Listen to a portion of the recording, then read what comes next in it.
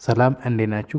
ዛሬ የማሳያችሁ አማርኛ የመጀመሪያ ድምፁን እየተጠቀሙ ቃላት ምስረታ ነው ማለት ነው።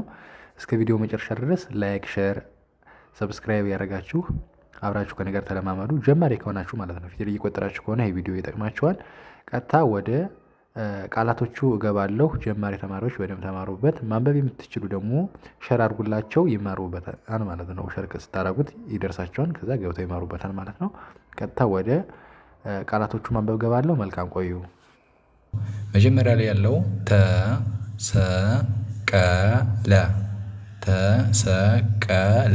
ተሰቀለ ይላል ማለት ነው። ተን፣ ሰን፣ ቀንና ለን ፊደል ሁሉም የመጀመሪያ ብያቸዋለሁ። የተ ፊደል፣ የሰ ፊደል፣ የቀና የለ ፊደል በአንድ ላይ ተሰቀለ የሚል ቃል ይሰጣል ማለት ነው።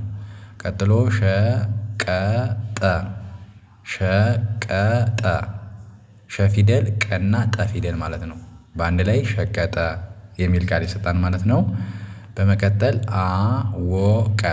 አወቀ ይላል። ይሄ ደግሞ አ ፊደል፣ ወና ቀ ፊደል ማለት ነው። አወቀ እንግዲህ የመጀመሪያ ስትጠሩት በራሱ ፊደል መጀመሪያ ስትጠሩ የመጀመሪያን ድምፅ እየጠራችሁ ስለምትቆጥሩት እዚህ ላይ ስታነቡ ደግሞ ያንን በመጠቀም ነው የምትቆጥሩ ማለት ነው። ስለዚህ በእንደዚህ መንገድ ማንበብ ትችላላችሁ። ቀላል ነው። አወቀ ይላል ማለት ነው። ከዛ ወቀሰ ይላል። ደግሞ ወቀሰ ወ ፊደል፣ ቀ ፊደልና ሰ ፊደል በአንድ ላይ ወቀሰ ይላል ማለት ነው። ወቀሰ እንደዘርጋችሁ ማንበብ። ተሰቀለ ይላል ማለት ነው። ሸቀጠ ይላል። አወቀ ይላል።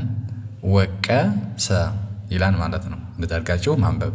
ቀጥሎ በዚህ በአረንጓዴ የተጻፈው ደግሞ መጀመሪያ ላይ ያለው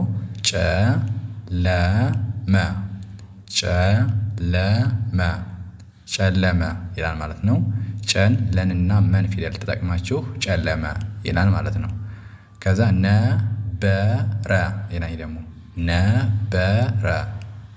ነበረ ይላል። ደግሞ ነን፣ በንና ረን ፊደል ተጠቅማችሁ ነበረ የሚል ቃል ይሰጣል ማለት ነው። ኦኬ። ከዛ ጠቀመ ይላል። ደግሞ ጠቀመ ይላል ማለት ነው። ጠን ፊደል፣ ቀንና መን በመጠቀም ጠቀመ የሚል ቃል ይሰጣል ማለት ነው። ጠቀመ የሚል ቃል ይሰጣል ማለት ነው። ከዛ መጨረሻው ገረፈ ገን ፊደል፣ ረን ፊደል እና ፈን ፊደል በመጠቀም ገረፈ የሚል ቃል ይሰጣል ማለት ነው። ገረፈ የሚል ቃል ይሰጣል ማለት ነው። እንዲያርጋችሁ ማንበብ።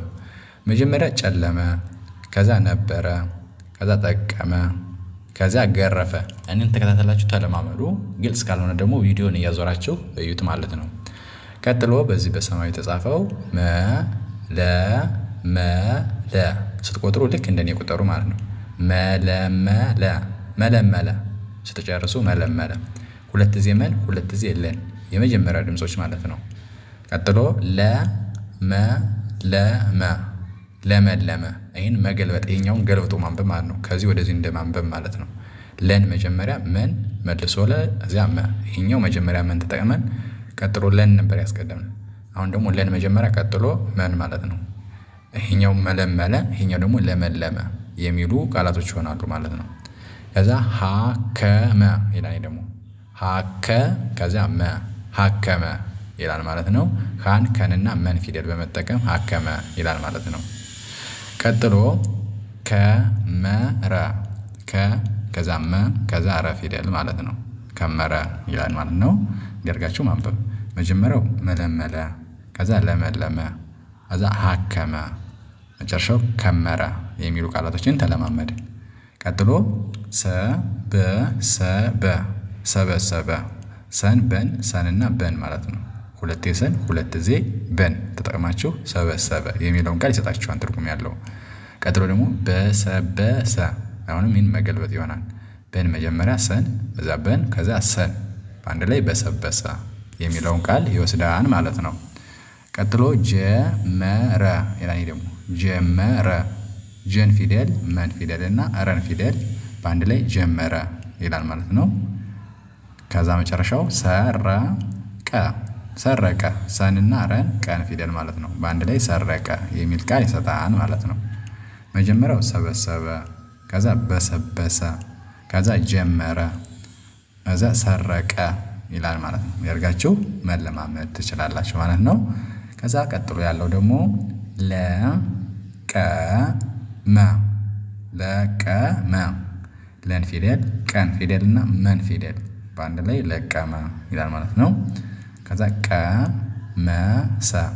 ቀመሰ ቀን ፊደል መንና ሰን በአንድ ላይ ቀመሰ ይላል።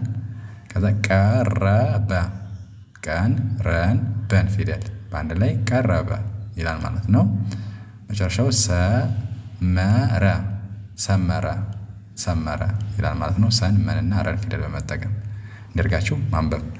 ለቀመ፣ ቀመሰ፣ ቀረበ፣ ሰመረ የሚሉ ቃላቶችን አነበብን ማለት ነው። ከዛ መጨረሻ በቀይ የተጻፈው ደረጀ ደንና ረን ጀን ፊደል ማለት ነው። ደረጀ።